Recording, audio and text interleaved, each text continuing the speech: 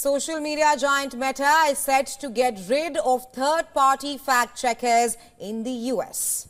It also plans to dramatically reduce the amount of censorship and recommend more political content on its platforms, including Facebook, Instagram and Threads. Announcing the changes, Meta founder and CEO Mark Zuckerberg said that Meta will end its fact-checking program and replace it with community notes written by users, similar to the model used by Elon Musk-owned social media platform X. But the fact-checkers have just been too politically biased and have destroyed more trust than they've created, especially in the US. So over the next couple of months, we're going to phase in a more comprehensive community notes system. Zuckerberg also said that the company is making changes to its content moderation policies around the world. Meta's surprise announcement echoed many of the complaints made by the Republicans and Elon Musk about fact-checking programs that many conservatives see as censorship. They argue that fact-checking programs disproportionately target right-wing voices. Musk reacted to the announcement with a social media post, writing, "This is cool." President-elect Trump, on the other hand, took credit for the changes, saying that Meta's decision is probably a response to his threats.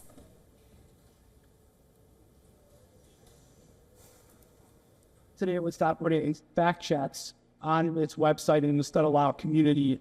Yeah, well, I watched their news conference, and I thought it was a very good news conference. I think they've come a long way. Meta, Facebook, I think they've come a long way. I watched it. The man was very impressive. I watched it on Fox. I'm not allowed to say that. The shift came as Zuckerberg has been making efforts to reconcile with Trump, including donating $1 million to his inauguration fund. In recent years, Trump has been a harsh critic of Meta and Zuckerberg. Well, Meta also added Ultimate Fighting Championship UFC head Dana White to its board of directors. Now, White is a close ally to the US president-elect. According to reports, Meta is only planning the changes for the US market for now, and there are no immediate plans to end its fact-checking program in places like the European Union. The changes will impact Facebook, Instagram and Threads, three of the world's biggest social media platforms with more than 3 billion users globally. The changes will perhaps also raise the question of authenticity and how reliable will be the community notes, as instead of using news organizations and other third-party groups, Meta, which owns Facebook, Instagram and Threads, will now rely on its users to add notes to posts that may contain false or misleading information.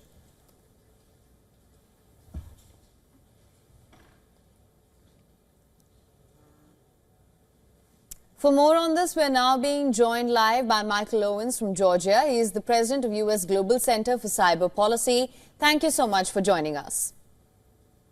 You're welcome. My pleasure. Thank you for having me. Now, of course, tectonic changes announced the social media sector of the United States. Talk to us about the far-reaching consequences of this decision, and essentially what does this mean for the way the Trump administration now converses with the American public?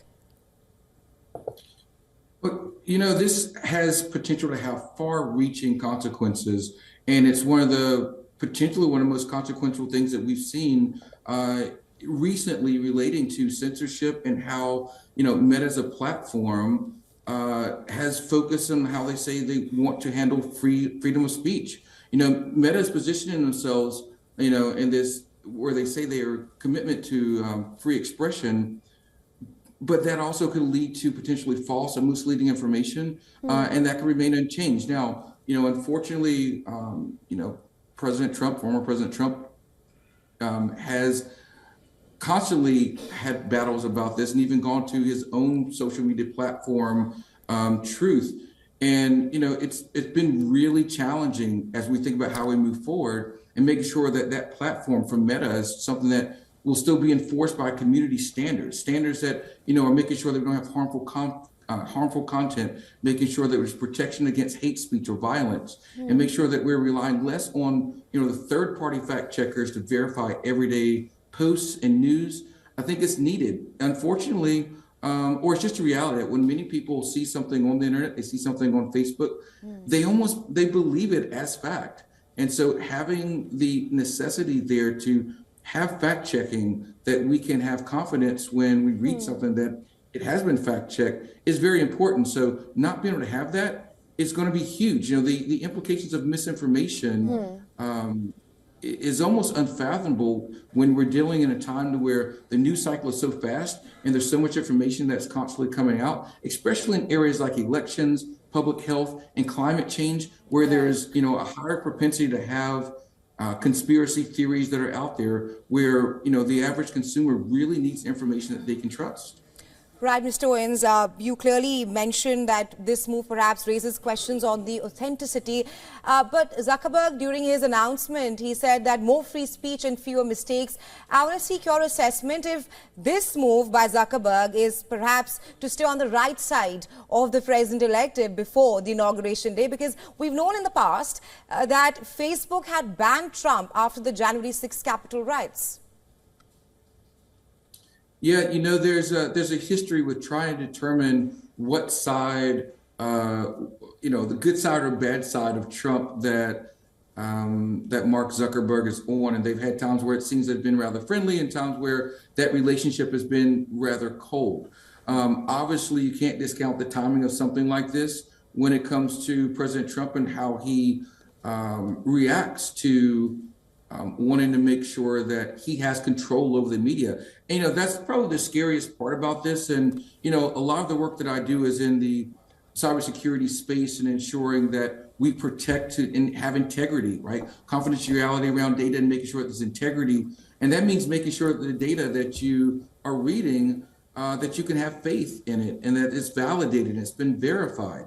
And it's very problematic to me sitting here now that by not having this, it only adds fuel to those, as I mentioned before, to those conspiracy theories or just misinformation that will be out there, which unfortunately President Trump in the past has seemed to relish in. He seemed to, has known to be a little free with telling the truth in scenarios. And so there's concerns, a healthy amount of concern, the timing of this and the past information that we've seen or past actions that we've seen really leads us to a place where we really have to wonder, you know, where we're going in the future and how much of an impact this will be. Look, there's billions of users worldwide they have. The shift in this policy can significantly impact how information is consumed, but more importantly, how it's interpreted. And, you know, that's really what I think is at stake here. Absolutely, Mr. Owens. I also want to expand on that a little bit. Of course, misinformation being the most obvious consequence of this move. That being said, what would you say could be a better alternative to perhaps supplement the community notes to eradicate that? I mean, it's tough because what happens is when you start to have erosion of public trust, when you have credibility that's being damaged, whether that's already been done in the past or something that's happening in real time, you do have to look for other alternatives.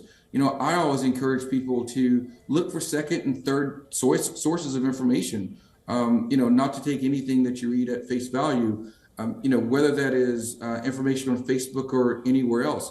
Look for information that you may not be able to find in any other well-known outlets. You know, are you going to your favorite news channel to try to determine, are they reporting it as well? If, you know, maybe if this is the only place you're seeing it, it may not be true because as we know now, without it being fact-checked, it definitely could be less reliable sources of information. So go to credible outlets, go to more than one outlet.